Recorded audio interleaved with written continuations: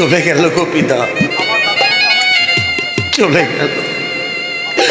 আমার দাদা বৌদি আমাকে ছেড়ে এই সংসার ছেড়ে চিরদিনের মতো চলে গেল।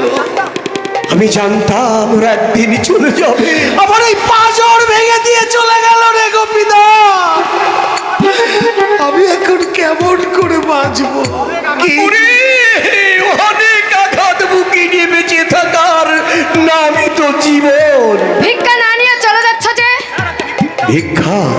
যার হাতে আমি ভিক্ষা নিতাম সেই যখন এই বাড়ি থেকে চলে গেল, আর কোনোদিন আমি ভিত্তি নিতে আসবো না, কোনোদিন ভিক্ষি নিতে আসবো না, কোনোদিন না, কোনোদিন না, কোনোদিন না। দাদা বৌদিকে নিয়ে কত মধুর স্বপ্ন এঁকেছিলাম এই মনে। আজ আমার সব স্বপ্ন দুঃস্বপ্ন হয়ে ওই শূন্যে মিলিয়ে গেল। মানুষের মতো কাঁদছো কেন উত্তম? এই কান্নার শেষ হয়তো কোনোদিনও হবে না তমাল বাবু। উত্তম, ভয় নেই তমাল বাবু, তোমার এই হতভাগ্য বোনাইয়ের চোখের পাতা দুটো হয়তো সারা জীবন ভেজা থাকবে, কিন্তু তোমার বোনের ঠোঁটের হাসি কোনো দিন ফুরবে না। তুমি আমি তোমাকে দেখছি আর অবাক হয়ে ভাবছি নীলিমা, ওই ভগবান তোমাকে কি উপাদানে তৈরি করেছে।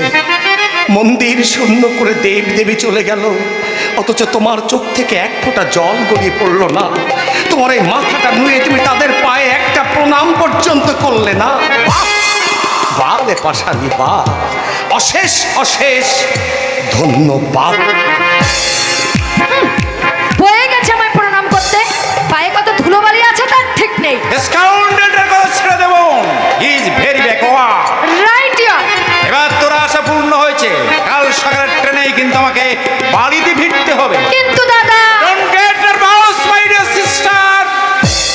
আবার কোনো প্রবলেমের সম্মুখীন হলে চিঠি দিয়ে আমাকে জানাস, আমি এসে সব সমস্যার সমাধান করে দিয়ে যাব। সে আমি জানি দাদা, যত বড় শক্তিশালী শিকারী হোক না কেন, তোমার চক্রান্তের একটা মাত্র বন্দুকের গুলিতে তাকে ঠান্ডা হয়ে যেতে হবে।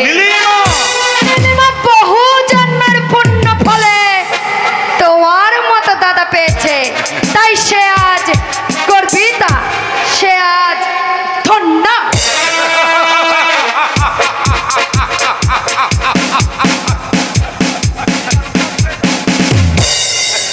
নীলিমা গর্বিতা, ধন্য।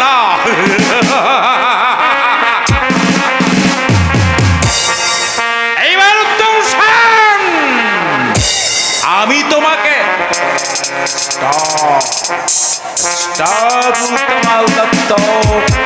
রিমেম্বার দ্যাট মনুষ্য চিন্তায়ত কর্ম বত শান আকাশে।